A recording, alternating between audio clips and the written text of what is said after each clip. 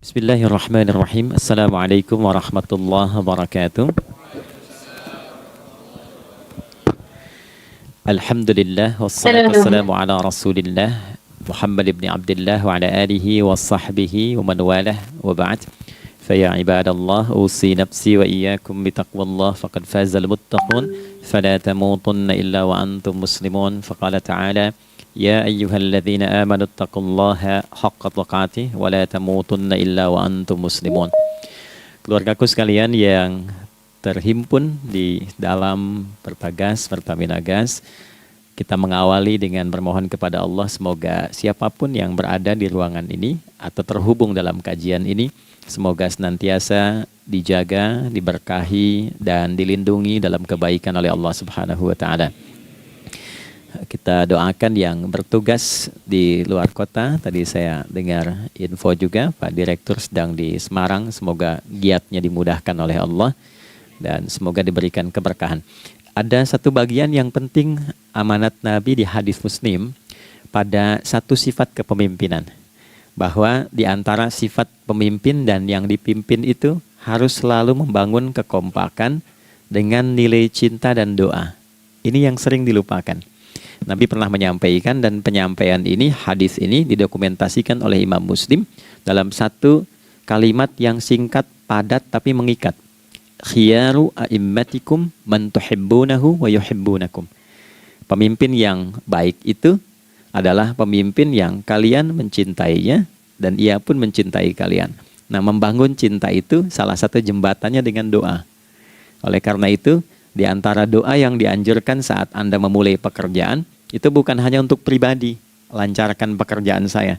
Tapi juga sehatkan pimpinan saya, pimpinan mendoakan sehatkan anggota saya, sehingga semua itu melahirkan sifat harmoni yang memberikan kenyamanan dan kebahagiaan dalam bertugas. Nah, izinkan saya mengawali dengan itu dulu, karena itu di antara sunnah yang seringkali terlupakan. Sehingga bekerja itu lebih banyak dilakukan dengan tekanan menyelesaikan tugas dibandingkan dengan rasa cinta untuk bisa memberikan nilai ibadah di dalamnya. Yang kedua, semoga sholat kita diterima oleh Allah Subhanahu wa taala. Nah, yang kedua ini tidak cukup dengan amin. Kita harus tahu dulu standar penerimaan itu seperti apa. Dan yang kedua, kenapa harus sholat? Ini poin pokoknya. Mengapa sih umat Islam itu cukup hanya misalnya dengan bersyahadat saja dipandang sudah berislam, lalu berbuat baik? Kenapa mesti ada sholat? Kenapa bahkan yang pokok sampai 5 waktunya? Dan jumlah rakaatnya pun diatur sedemikian rupa sampai teknisnya pun dijelaskan dengan rinci. Saking rincinya, bila ada yang menyimpang dari rincian itu, maka dianggap sholatnya tidak sah dan mesti diulang.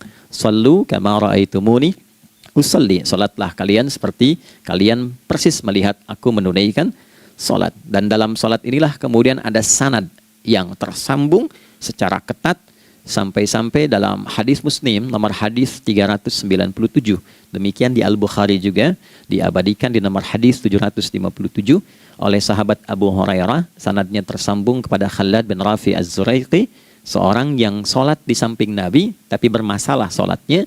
Lalu Nabi meminta beliau untuk mengulangi sholatnya. Sampai 3 kali peristiwa itu hingga beliau berkata, Ya Rasulullah au kama qala Alimni ma uhsinu ghairah.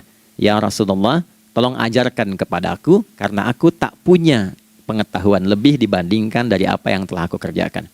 Nah, dari dasar ini melahirkan satu pertanyaan kritis ya, dan juga perlu argumentasi yang kuat secara syariah mengapa kita menunaikan ibadah salat.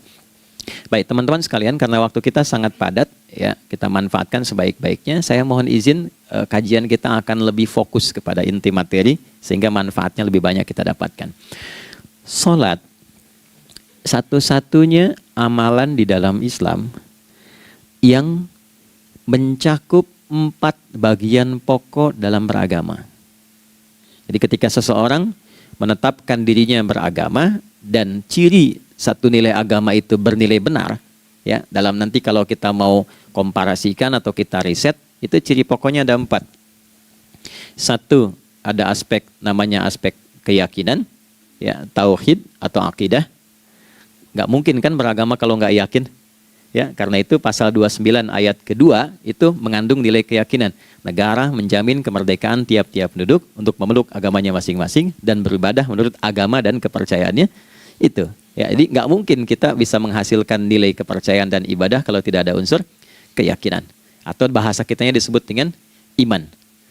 Ya, iman itu nanti juga dipaku dalam setiap nilai kebangsaan di konteks Negara Kesatuan Republik Indonesia. Ini yang paling membahagiakan. Jadi mau jadi pegawai apapun itu syarat, ya, salah satu syarat yang melekatnya beriman dan bertakwa kepada Tuhan Yang Maha Esa, gitu kan? Ya, kemarin saya di BPK itu ada 11 bab Romawi, 40 pasal. Ya, di bab yang keempat pasal 13 tentang pemberhentian dan pengangkatan itu ada 11 poin A sampai K. Di poin B yang keduanya syarat menjadi bagian dari anggota BPK itu beriman dan bertakwa kepada Tuhan Yang Maha Esa. Baik, di Undang-Undang Pendidikan Sisdiknas nomor 20 tahun 2003 itu kalau kita baca dari poin menimbang ada 4, di poin B-nya saja sudah ada iman. Ya, Undang-Undang Dasar 1945 mengamanatkan pemerintah mengusahakan satu sistem pendidikan ya nasional yang meningkatkan keimanan dan ketakwaan pada Tuhan Yang Maha Esa serta akhlak mulia, baru mencerdaskan kehidupan bangsa. Ya, secara singkat, satu, agama dianggap benar kalau ada doktrin keimanan, ada akidah, ada tauhidnya. Yang kedua, ada ibadahnya. Ya, sebagai pembuktian kita beriman, buktinya apa? Ya kan? Saya beriman kepada Tuhan, kita tetapkan, misalnya Allah. Apa pembuktian keberimanan kita kepada Allah? Ya, kan pembuktiannya itu mesti diwujudkan dalam bentuk sikap. Sikap itulah yang disebut dengan ibadah. Nah, konsepsi ini ada di Quran surah ke-20 Thaha di ayat ke-14.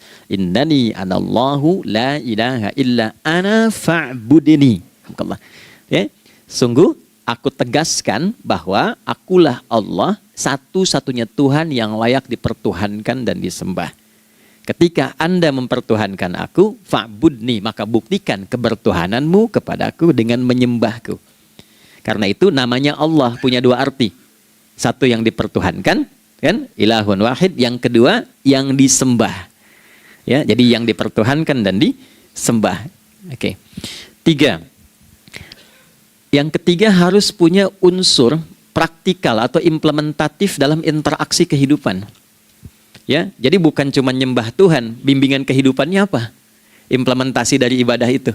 Ya, ciri umat beragama itu kan bukan hanya sekedar saya yakin, beriman, saya ibadah. Terus bukti ibadah itu dibawa dalam berinteraksi hariannya seperti apa wujudnya. Ya, makanya ketika dulu orang itu jujur, orang itu bangga dengan kejujurannya bukan sebagai orang jujur, tapi sebagai muslim. Jadi ketika ditanya, kenapa Anda jujur? Karena saya muslim. Ketika ada seorang penggembala di Sahara yang sangat gersang, diuji oleh Umar bin Khattab, ingin diambil kambingnya, kan kisahnya viral kan? Baik ya? Oh, tapi ini bukan punya saya. Bilang aja pada tuan Anda, kalau kambingnya hilang satu dimakan serigala. Lantas di mana Allah? Jawaban itu yang menggetarkan kepada jiwa. Jadi kebenaran yang diungkap dengan sikap kejujuran itu implementasi nilai beragama. Nah, jadi praktek ibadah ada di muamalah. Oke, satu akidah. Akidah dibuktikan lewat ibadah, ibadah diimplementasikan dalam muamalah. Itulah sebabnya nanti seluruh bagian tubuh kita ketika digunakan untuk bersifat dan bersikap, itu ada tuntunan iman di dalamnya. Oke? Misal, saya tanya begini ya, ini mukaddimah ya, kita belum mulai nih. Saya tanya gini, apa fungsi mata? Tuh kan, sudah keliru kan? Nah, kalau hanya melihat, hewan juga melihat. Ya? Coba kambing melihat, ya kan? Elang melihat. Lalu apa bedanya fungsi mata kita dengan mata hewan? Ternyata ketika kita meriset ayat-ayat Al-Quran terkait dengan fungsi tubuh kita, itu rata-rata dibuka dengan iman dulu. Quran surah 24, surah Cahaya, ayat 30 untuk laki-laki, 31 untuk perempuan. Qul lil mu'minin, ya Muhammad katakan, viralkan pada pria-pria yang menyatakan dirinya telah beriman. Yaghuddu min absarihim, gunakan pandangannya itu yang dibimbing oleh imannya untuk melihat yang baik saja menurut standar imannya. Jadi kalau menurut imannya tak baik, nggak boleh dilihat. Karena itu ketika Anda sudah mengatakan asyhadu an la ilaha illallah, asyhadu anna Muhammad Rasulullah, kalimat itu dari lisan turun ke hati, Itu jadi cahaya ke bagian tubuh kita. Makanya ketika Anda melihat, itu ada cara pandang tertentu yang dibimbing iman. Standarnya beda dengan tanpa iman. Kalau nggak ada iman, semua mungkin terlihat. Tapi ketika ada iman, hati kecil Anda akan bicara, ini nggak baik. Palingkan. Nah, memalingkan dari yang tak baik menurut iman, itu namanya ghaddul basar. Oke? Perempuan juga begitu, setara. Wa kullil mu'minati yaghdudna min absarihinna. Dan katakan pada setiap perempuan yang menyatakan dia beriman, maka gunakan pandangan itu dengan bimbingan imannya. Ketika tak baik menurut imannya, palingkan. Ya, Anda lihat kajian di YouTube, terus ada iklan kan? Nah, terus menurut standar iman nggak bagus, itu otomatis akan nggak suka itu. Ya, pasti dipalingkan. Ya. Anda kalau naik pesawat ya, tugas keluar tuh, pertagas tugas keluar. Kalau pramugari lagi demo tuh yang dilihat pramugarinya apa demonya tuh. Nah, iman itu akan bekerja di situ tuh. Ya, palingkan tuh. Nah, sama dari mata turun ke, jangan langsung ke hati aja, ke lisan dulu kan. Ya, ke mulut kan. Itu mulut tuh ketika digunakan fungsinya, imannya disebut dulu. Ya, Quran surah 49 ayat 11 misalnya, ya. Ya ayyuhalladzina amanu, imannya dulu. La yaskhar qaumin qaum. Ayat 12-nya la yaghtab ba'dukum ba'dha. Hai orang-orang yang telah menyatakan beriman. Kalau pakai alladzina disebutkan 1080 kali dalam Al-Qur'an, itu kalimatnya diksinya singkat, padat, mencakup semua tanpa sekat. Oke, jadi kalau laki-laki, perempuan, tua, muda, besar, kecil, beda strata, duniawi, itu semua tercakup di dalamnya. Hei semua yang telah menyatakan beriman, gunakan imanmu untuk membimbing lisanmu bertutur. Kalau masih merasa punya iman, jangan gunakan lisan untuk mencela merendahkan orang. Untuk bergibah, membuat hoax. Didetilkan oleh Nabi kalimatnya jelas. Man kana yu'minu billahi wal yaumil akhir falyakul khaira aw liyasmut. Siapapun. Nah, dari alladzina ketika dirinci pakai man. Ya, man itu bentuk tunggal, ya, personal, tapi maknanya general. Jadi kalau Anda, saya, kita baca ayat atau hadis ada man, posisikan Nabi sedang bicara ke kita. Ya, hei Adi Hidayat, posisikan Nabi bilang gitu tuh. Kalau engkau merasa beriman sama Allah dan yakin dihisab di hari kiamat, jaga lisanmu. Katakan yang baik dengan bimbingan imanmu, tak mampu engkau diam. Jadi cukuplah suami istri itu menggunakan satu hadis ini, pasti sakinah itu muncul dalam kehidupan rumah tangganya. Ya, itulah sebabnya kenapa sakinah didahulukan dibanding mawaddah. Hati-hati ya, Mbak, walaupun namanya sakinah nggak ada ini nggak akan datang tuh ketenangan tuh. Ya, ada yang tahu nggak rahasianya? Kenapa sakinah duluan dibanding mawaddah? Ya, 5 juta. Ya, waktu habis karena padat sekali. Maddah jamaknya mawaddah, rasa kasih yang tumbuh dari pemberian materi. Jadi kalau rumah tangga itu ingin cenderung pada kebahagiaan, boleh berbagi dengan materi. Ya, istri cemberut, Anda datang dengan senyuman, sayang, kenapa? Ya, ini emas 2 kilo, nah itu pasti sehat lagi tuh. Ya, itu mawaddah. Tapi maaf, walaupun Anda mapan bekerja, harta cukup melimpah, ruah, tapi tidak ada ketenangan di rumah tangga, tidak ada sakinah, maka hampa kehidupan rumah tangga itu. Itulah sebabnya kenapa di Quran sakinah lebih dulu dibandingkan dengan mawaddah. Saya tanya ibu deh, ibu pilih mana? Kaya tapi gelisah atau miskin tapi tenang? Oke. Saya paham itu. Saya paham. Suami juga sepakat semua ya. Artinya apa? Kita nggak bisa menghilangkan unsur ketenangan. Oke, itu hanya pembuktian argumentatif ya. Supaya kajiannya lebih kepada argumen. Jadi ada akidah terkorelasi dengan ibadah, implementasinya di aspek muamalah. Nah, nanti cara bermuamalahnya diatur lewat akhlak namanya. Bagaimana bermuamalah yang baik? Kan Anda, maaf ya, berekspresi kepada pimpinan dengan kawan kan berbeda. Oke, kepada orang tua dengan anak kan lain. Nah, yang mengatur interaksi kita sehingga terjalin harmoni yang baik, itulah yang disebut dengan akhlak. Nah, 4 poin inilah yang menjadi inti dakwah Nabi SAW ketika diutus oleh Allah Subhanahu wa ta'ala. Memastikan 4 ini bisa optimal kita lakukan dalam kehidupan. Bonusnya yang kelima, selalu meningkatkan inovasi sehingga selalu mendapatkan hal baru dalam kehidupan. 5 ini digabungkan di Quran surah kedua Al-Baqarah di ayat 151. Kama arsalna fikum rasulam minkum yatslu alaikum ayatina. 1. Oke, wa yuzakkikum 2, akhlak, wa yu'allimukumul kitaba 3, wal hikmah 4, 5, wa yu'allimukum ma lam takunu ta'lamun. Kelima-limanya ini digambarkanlah dalam bentuk ibadah yang melatih kita sebagai pondasi awal menuju dan memantapkan 5 hal ini, yaitu sholat. Itulah sebabnya kenapa sholat yang pokok dilakukan 5 waktu dalam sehari untuk mewujudkan 5 hal ini dalam kehidupan, dan satu-satunya ibadah yang mengumpulkan 5 aspek ini dalam prakteknya hanya sholat. Hanya sholat. Oke, mari kita detilkan, kita rinci, dan di sini kita akan mulai kajian kita. Yang tadi mukadimah ya. Baik, kita punya 30 menit. Wah, padat sekali. Bismillahirrahmanirrahim. 1.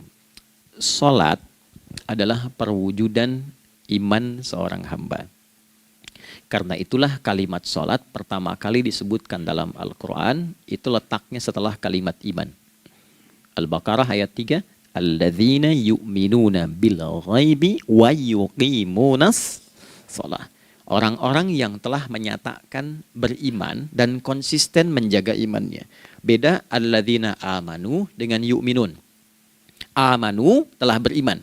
Tapi kalau dia komitmen dan konsisten terus menjaga imannya sampai saat dia berpulang pada Tuhannya, maka berubah nanti bentuknya kalau di bahasa Arab jadi mudhari'. Kalau di bahasa Inggris kan tuh punya 3 arti, present, continuous, and future. Jadi kalaupun sekarang terus berlangsung sampai masa depan pun saya tetap akan beriman. Nah, pembuktian untuk menjaga iman itu pembuktian utamanya pada sholat. Itulah sebabnya satu-satunya amal ibadah dari rukun Islam yang 5 itu, ya, satu-satunya amal ibadah yang disebut iman dalam Al-Quran hanya salat. Teman-teman boleh buka Quran surah kedua Al-Baqarah di ayat 143. Ya, di pertengahan ke ujung ayatnya. Saya percepat. Wa ma kana Allahu liyudhi'a imanakum. Dan Allah nggak akan pernah menyia-nyiakan salat seseorang yang dikerjakan karena imannya. Ayat ini turun, ketika ada terjadi pergantian arah kiblat dari yang tadinya semula ke Masjidil Aqsa, lalu berputar 180 derajat, beralih ke Masjidil Haram. Nabi sedang berada di luar Madinah. Madinah tempo dulu wilayahnya nggak seluas cakupan sekarang. Oke, kalau diilustrasikan area sekitaran Masjid Nabawi sekarang itulah Madinah lah. Di luar itu sudah di luarnya. Nah, Nabi sedang sholat, riwayatnya banyak menyebutkan ada yang mengatakan zuhur, ada asar, ada maghrib. Di pertengahan itu turunlah Al-Baqarah ayat 144. Qad nara taqalluba wajhika fis sama' falanuwalliyannaka qiblatan tardaha fawalli wajhaka syatral masjidil haram. Maka berputarlah dengan turunnya ayat ini 180 derajat menghadap ke arah Masjid Al-Haram. Problemnya adalah ketika Nabi dan pengiring beliau kembali ke Madinah, area Masjid Nabawi, kan nggak semua masyarakat ikut. Maka virallah informasi itu bahwa kiblat telah beralih ke kiblat awal, yaitu Ka'bah Al-Musyarrafah. Maka penduduk panik pada saat itu. Status sholat kami yang tadi dikerjakan bagaimana? Karena sudah nggak bisa diulang, sudah pindah waktu. Maka turunlah kemudian firman Allah yang Al-Baqarah 143 itu, wa ma kana Allahu liyudhi'a imanakum. Karena engkau mengerjakan sholat itu dengan imanmu, maka Allah nggak menyia-nyiakan imanmu itu. Maksudnya apa? Walaupun arah kiblatnya tidak tahu mengarah kepada sisi yang belum berubah, tetap dihitung pahalanya sempurna karena imannya. Gitu. Nah, ini nanti yang menjadi landasan turunnya Al-Baqarah ayat 115. Walillahil masyriq wal maghrib fa aynama tuwallu fathamma wajhullah. Kalau Anda sedang tugas nanti di lapangan, lalu sulit menemukan arah kiblat. Aplikasi susah karena sinyal nggak masuk misalnya. Oke, kemudian juga matahari agak remang-remang sehingga sulit untuk terlihat patokannya. Maka dengan keyakinan, dengan iman itu, menghadaplah ke arah yang kita yakini, maka berlakulah Al-Baqarah 115. Di saat itu diterima amal ibadah kita sama dengan yang menghadap kiblat dengan dasar imannya. Oke, nah pengertian terbaliknya, mafhum mukhalafahnya, maka Nabi mengatakan, al-farqu bainal mu'min wal kafir tarkus salah. Beda antara orang yang beriman dengan yang belum beriman adalah pada sholatnya. Jadi kalau ada orang mengatakan sudah beriman dan tidak menunaikan sholat, ini artinya keimanannya belum diakui sepenuhnya oleh Allah Subhanahu wa Ta'ala. Jelas ya? Halo, kenapa sedih begini? Maaf, saya terlalu cepat nggak? Enggak ya, baik. Jadi dalam poin ini penting pembedanya di sholat. Itulah sebabnya kenapa dari kecil kan, usia sekian, dari mulai 3 ke arah 7 tahun contohkan. Ya, orang tuanya sholat bentangkan sejadah. Kalau bisa, kalau anak sudah mulai suka tuh kasih model sejadah yang anak-anak sukai bentuknya. Ya, dulu ada anak saya senang model mobilan, saya tidak sebutkan supaya tidak endorse gitu ya. Dikasih sejadah dengan pola itu, dia senang tuh ikutin. Kita nggak minta sholat, dia datang sendiri. Ya, nanti setelah mulai 7 tahun kan baru diajarkan dengan baik, diajak ke masjid kalau yang laki-laki. Demikian seterusnya. Ya, mengapa dari awal dituntun seperti itu? Untuk memberikan sebuah penguat bahwa penjagaan iman dimulai dari sejak dini. Ya, tapi di Indonesia saya perhatikan kelasnya sudah advance. Ya, TK sudah manasik gitu. Okay. Itu satu ya. Karena nanti kalau Nabi bilang begitu artinya akan terjadi orang mengatakan beriman tapi tidak sholat. Ya, makanya keras dari awal Nabi katakan bahwa pembeda antara orang yang beriman dengan yang baru klaim beriman itu pada sholatnya. Ya, pada sholatnya. Mengerjakan sholat maka sah status imannya, tidak menunaikan sholat maka bermasalah imannya. Itu poin yang pertama. Yang kedua teman-teman sekalian, ibadah. Kita lanjut ya. Sholat adalah bagian pokok terpenting dari ibadah. Nah, di sini kita akan mulai membuka sedikit rahasia terkait dengan aspek ibadah ini. Teman-teman sekalian, ternyata sholat ini ketika oleh Allah diturunkan dalam Al-Quran, dalam konteks penunaian ibadah, bukan berarti hanya mengkoneksikan atau mengkorelasikan hubungannya dengan iman saja, bukan. Karena saya beriman, saya buktikan ibadah nyembah Allah lewat sholat. Dalilnya Quran surah ke-20 ayat 14. Innani anallah la ilaha illa ana. Aku tegaskan akulah Allah, nggak ada Tuhan yang layak dipertuhankan dan disembah kecuali saya. Fa'budni, kalau Anda telah menyatakan beriman padaku, buktikan keberimananmu dengan menyembah saya dalam ibadah. Bentuknya bagaimana ya Allah? Teruskan ayatnya. Wa aqimis sholata. Tunaikan sholat sebagai bukti ibadah. Itu li dzikri, sebagai zikir kepadaku. Jadi korelasi antara ibadah dengan iman, sudah kita sebutkan dalilnya. Sekarang ibadahnya tersendiri ketika ditunaikan, apa manfaat dari ibadah itu? Mengapa mesti ada 5 waktu? Dan apa turunan manfaatnya dalam kehidupan kita? Kalau kita mengerjakan itu, dampaknya kepada kehidupan kita apa? Nah, inilah indahnya di dalam Islam, dijelaskan dalilnya, diberikan contohnya, diberikan alasannya, dan yang paling indah, diberikan penjelasan dengan detail tentang manfaat-manfaatnya. Ini tidak ditemukan di dalam konsep keyakinan manapun. Kalau teman-teman boleh mau riset silahkan. Ada nggak satu keyakinan agama tertentu yang dari ibadahnya tuh diatur? Cara memulainya, bacaannya, detailnya, manfaatnya, waktunya, sampai dengan hasilnya, sampai kiamatnya. Ini menunjukkan bukan karya manusia. Bukan karya manusia. Kalau karya manusia setiap orang bisa buat itu. Ya, ketika ini menunjukkan bukan karya manusia, maka pertanyaannya dengan cara apa lagi Allah memberikan pembuktian pada kita bahwa Ia Tuhan yang hak yang harus kita sembah. Nah, kalau sudah paham, mari kita rincikan turunan tentang sholat ini. Kita mulai satu-satu teman-teman sekalian dari waktu sholat. Seperti kita ketahui waktu sholat ada 5. Tapi yang sering kita dapati dari yang 5 ini tidak semua orang mengetahui tentang makna dari nama dan pembagian di waktu ini. Yuk kita mulai rincikan. Sholat yang pertama namanya apa? Gak usah khawatir menang gak dapat hadiah kalau benar. Salah juga keterlaluan. Oke, 1 subuh. Dia satu-satunya nama sholat yang punya 2 nama ya. Subuh dan fajar. Oke, Pak Fajar, Pak waktu sholat. 2, zuhur.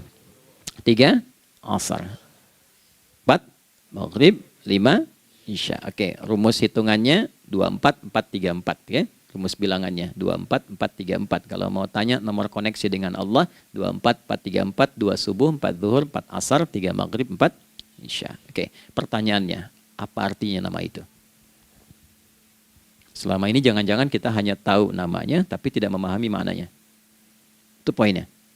Oke, sekarang mari kita mulai. Izin saya tidak punya kemampuan untuk menuliskan, ya, karena memang saat ini terbatas, tapi kalau diperkenankan bisa kita coba uraikan sedikit. Baik. Ya, bismillah, jazakallah khair. Mohon fokus baik-baik karena waktunya tinggal 21 menit lagi. Izin saya pastikan dulu ya supaya terlihat dengan baik. Ibu kelihatan di sana? Bagus.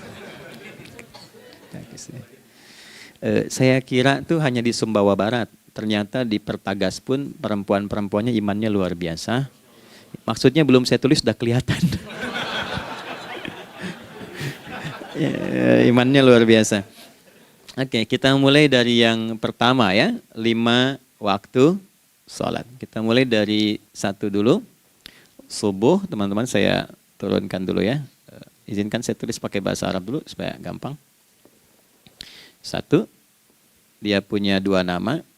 Yang ke Arab ya. Kalau yang gini angka Hindi. Anda yang di admin di komputer pasti tahu. Ada Fajr. Kata subuh ditemukan di Al-Quran surah ke-81 At-Takwir ayat 18. Kalau keliru tolong diingatkan. Was-subhi idza tanaffas. Quran surah 81 ayat 18. Ya. Nggak usah di ilmu utak-atik ya. Oh ini kenapa 81 kalau dibalik 18? Ya, itu cocok logi. Ya, abaikan aja itu. Ya. Fajar agak banyak di Quran terkait dengan nama sholatnya ada di Quran surah ke-17 di ayat 78. Aqimis salata liduluki syamsi ila ghasaqil laili wa qur'anal fajr. Inna qur'anal fajri kana masyhuda. Yuk kita mulai ke maknanya dulu.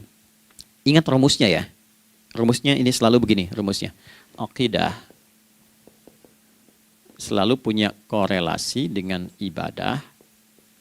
Ibadah selalu punya korelasi dengan muamalah, interaksi harian kita.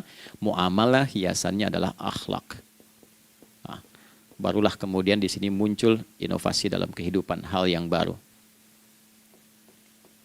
Hidup ya, yang mengacu pada 2 kebahagiaan yaitu dunia dan akhirat. Ya, konsepsi ini nanti ditemukan di Quran surah ke-2 Al-Baqarah ayat 201 dan menjadi doa paling favorit umat Islam Indonesia saat ini. Rabbana atina fid dunya fil akhirati. Oke, ya cukup. Subuh. Ini rumus dasarnya. Dari akidah kita beriman, pembuktian imannya lewat ibadah sholat. Apa hubungan sholat dengan aktivitas harian kita? Subuh asalnya terkolerasi dengan kata asbah. Oke? Asbah itu asalnya sesuatu yang sudah siap dengan rencana yang matang. Baik, orang Arab tuh kalau bertanya begini, kaifa asbahta ya akhi? Kaifa asbahti ya ukhti?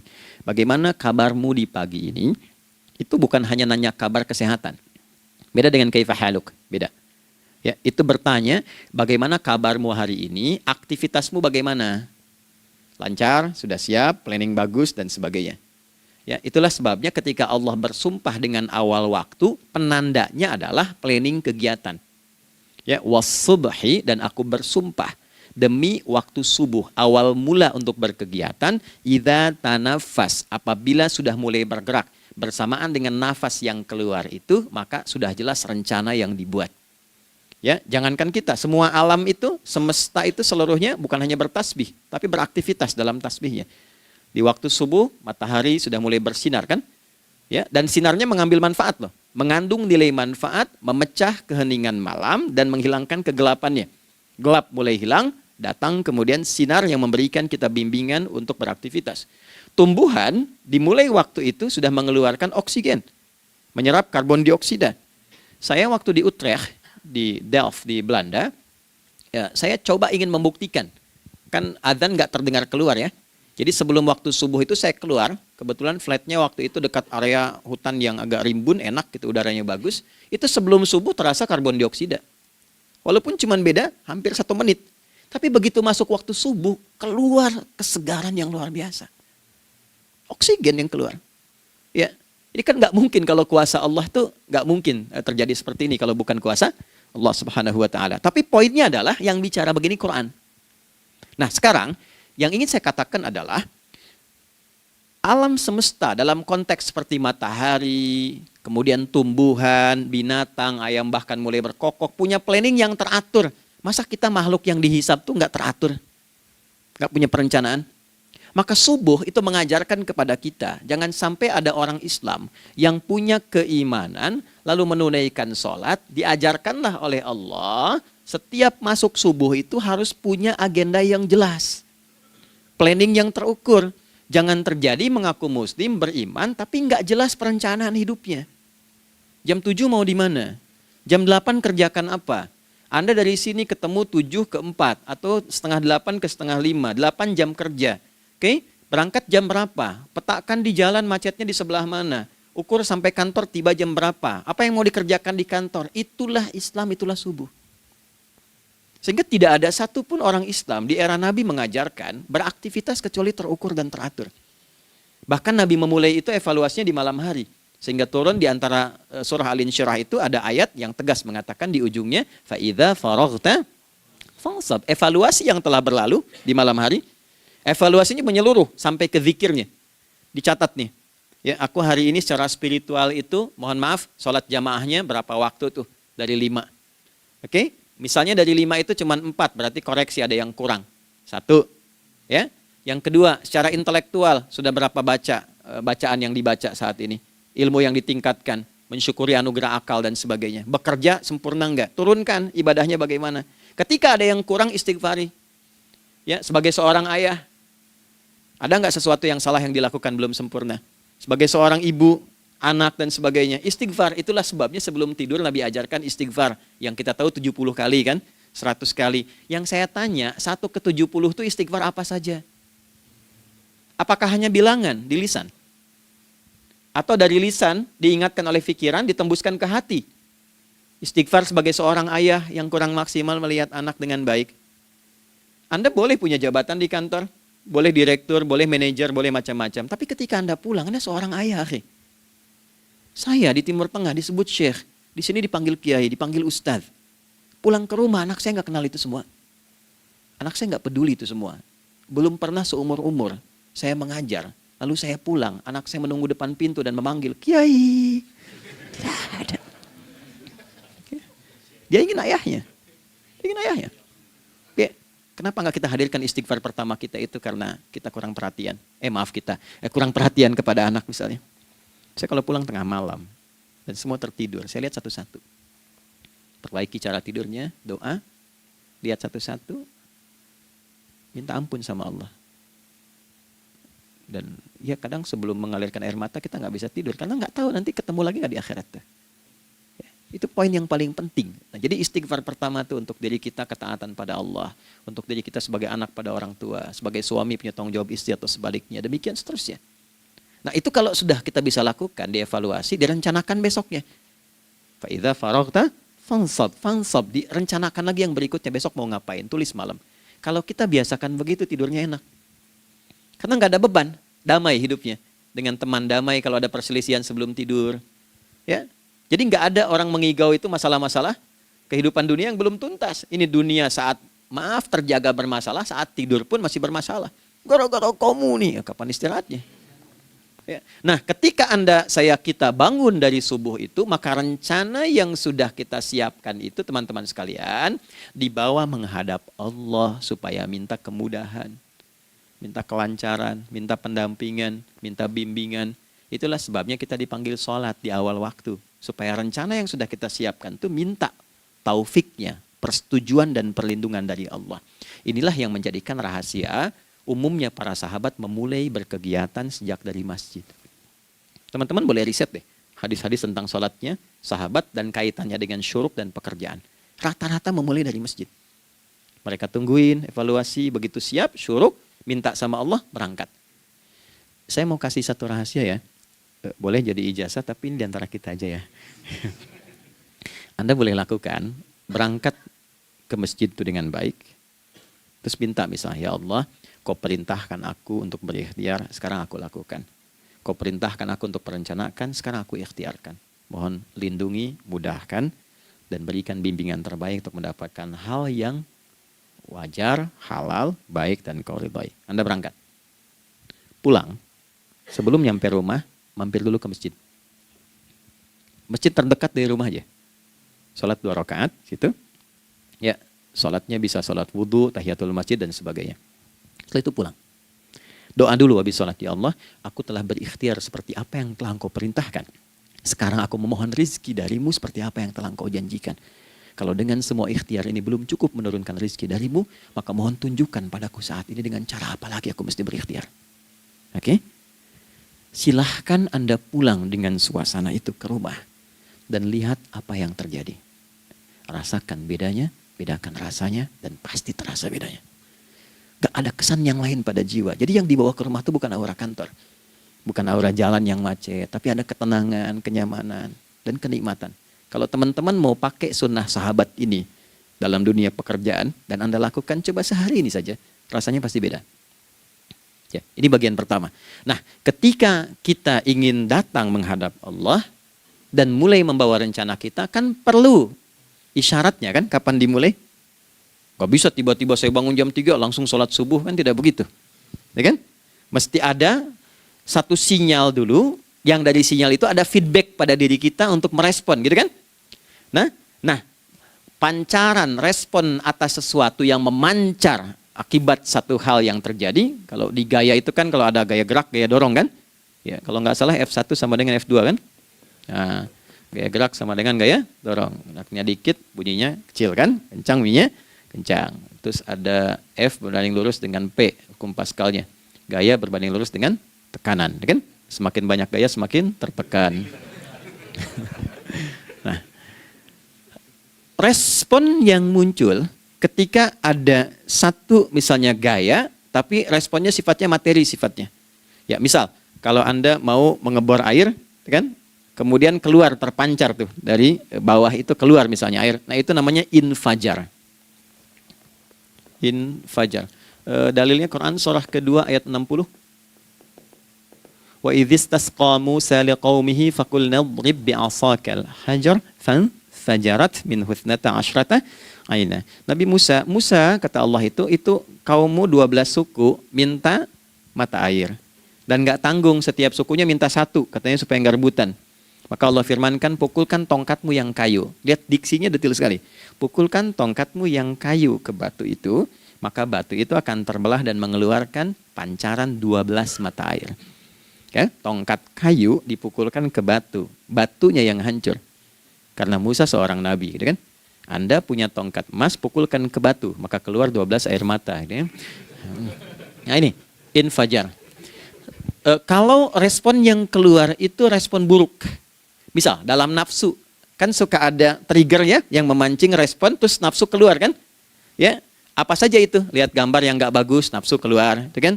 Lihat sendal bagus, nafsu keluar, macam-macam ya. Nah itu fujur namanya, fujur. Hurufnya masih sama, cuma bentuknya berbeda. Fa, jimnya masih ada waw, ada ra-nya, fujur. Quran surah 91 di ayat 7-10.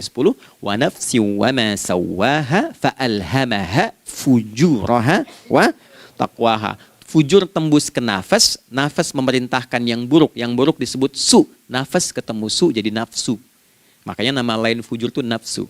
Dalilnya Quran surah 12 ayat 53. Wa ma ubarni'u nafsi innan nafsa la'ammaratun bisu. Ya, la'ammaratun bisu'i illa ma rahima rabbi. Oke, nafas ketemu su. Teruskan. Tapi kalau pancarannya pada sifat yang baik. Oke?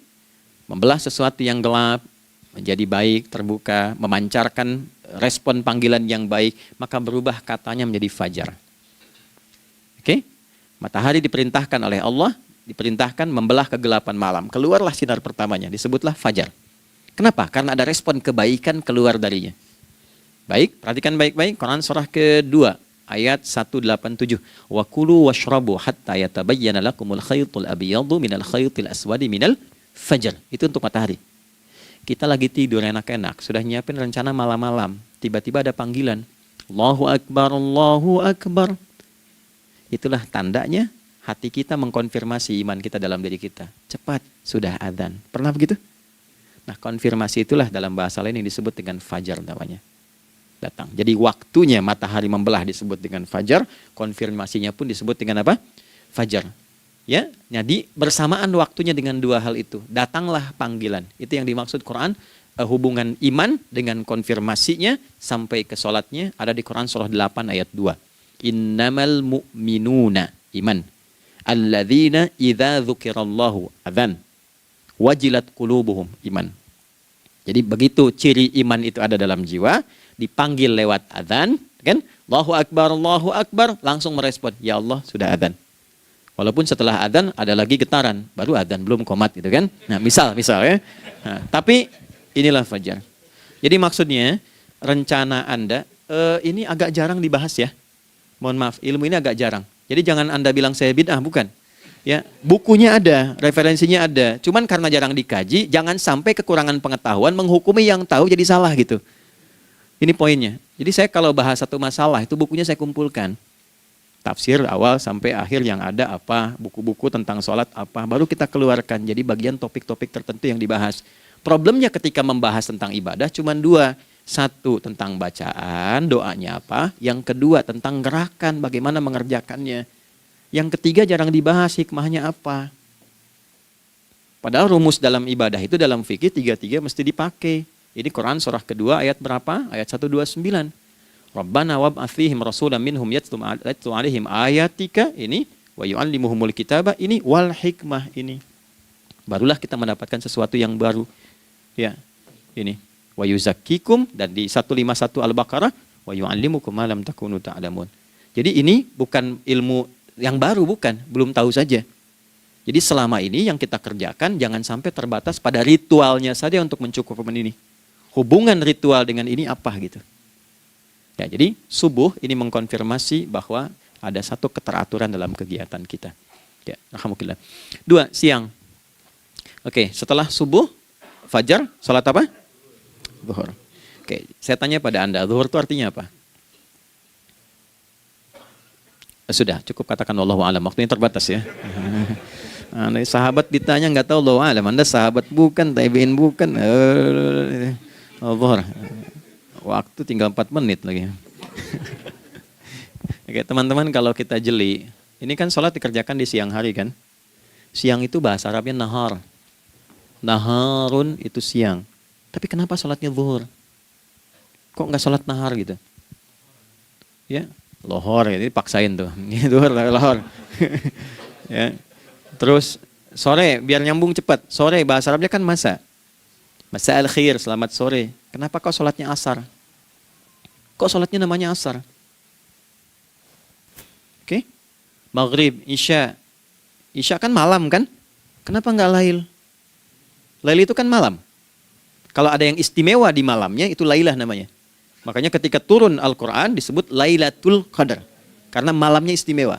Beda, lail dengan lailah itu beda. Lail itu waktu malam, lailah ada yang istimewa di malam itu. Ya. Jamaknya lail, layali, lela, lili, lala, itu malam. Ibu lili, ibu malam-malam. Ya. Zuhur artinya jelas, terang. Ada idhar, dibaca dengan jelas, terang. Gak boleh dengung. Man amana. Itu kan? Ya. Min husni, harus jelas. Ya. Ada a, jelas. Zuhur kenapa disebut zuhur? Untuk evaluasi kegiatan kita dari setengah hari. Sudah jelas belum hasilnya? Ini Anda punya rencana di sini, evaluasi di siang. Jelas gak hasilnya? Pekerjaan Anda yang sekarang diamanahkan dari pagi jam 7 sampai sekarang, evaluasi dulu. Dicek, jangan cuma ditinggalkan. Oke, saya sedang kerjain, tinggalin dulu sholat. Bukan begitu. Ketika akan sholat, Anda cek dulu. Dari ke siang itu tengah hari, bagaimana hasilnya? Ada yang perlu disempurnakan gak? Ya. Ketika ide-idenya mulai mentok, ada yang belum selesai, datang dulu sholat, tenang lagi. Saat tenang itulah dirumuskan kembali pelan-pelan. Kan lumayan dari jam 12 sampai jam 1. Diisi dengan baik, dilihat. Itu baru dunia ini. Kan kita ngejar ini juga. Karena nanti ayat 200-nya, ada yang cuma ngejar ini. Wa minan nasi may yaqulu rabbana atina fid dunya. Bukan, kalau nggak hafal diam aja. Wa minan nasi may yaqulu rabbana atina fid dunya wa ma lahu fil akhirati min khalaq.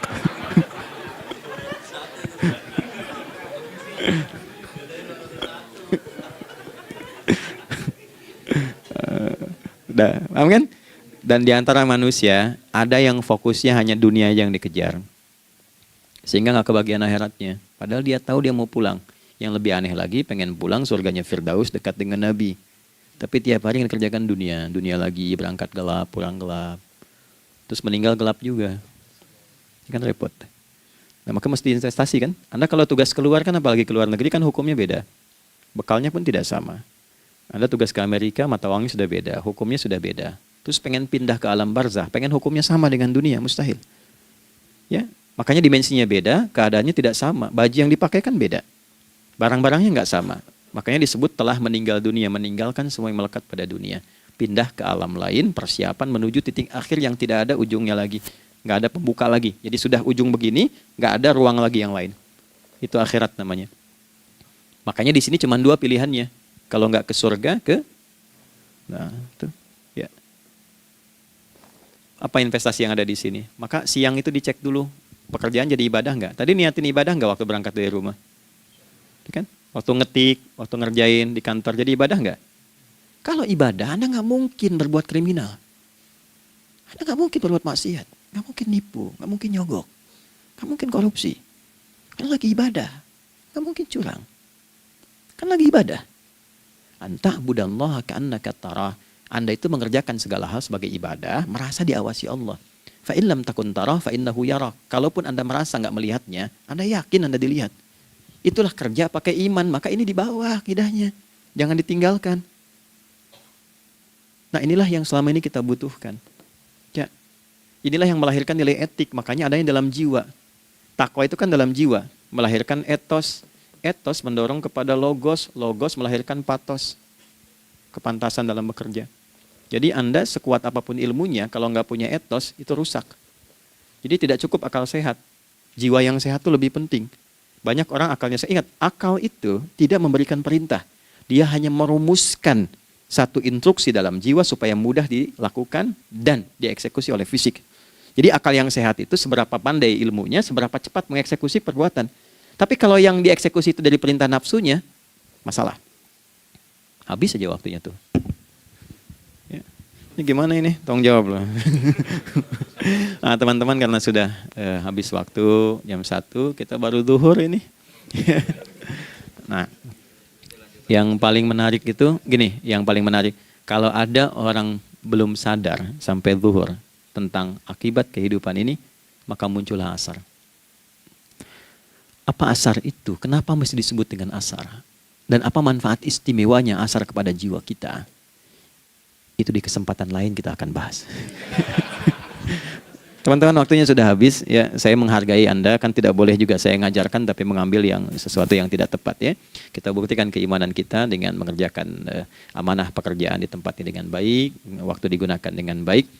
Kita saling mendoakan supaya semua kita dijaga oleh Allah Subhanahu wa taala.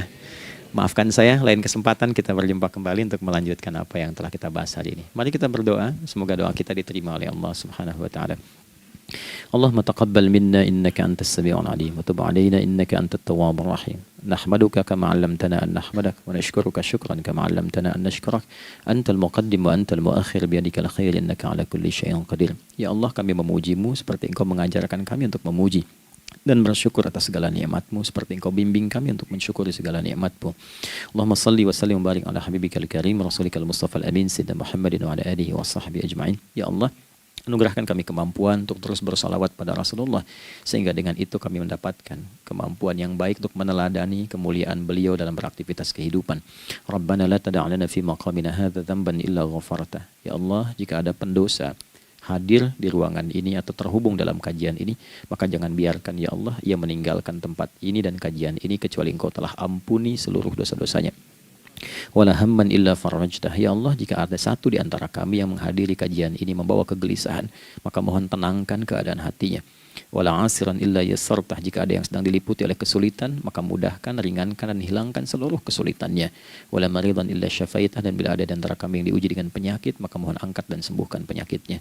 Rabbana atina fid dunya hasanah wa fil akhirati hasanah wa qina adzabannar. Wa sallallahu ala sayyidina Muhammad wa ala alihi wa sahbihi ajma'in. Wa akhiru da'wana subhanakallahumma rabbana wa bihamdika nashhadu an la ilaha illa anta nastaghfiruka wa natubu ilaik. Walhamdulillahi rabbil alamin. Nasrun minallah, fathun qarib, wa basyir basyiril mu'minin. Terima kasih untuk semuanya. Mohon maaf kami langsung pamit. Assalamualaikum warahmatullahi wabarakatuh.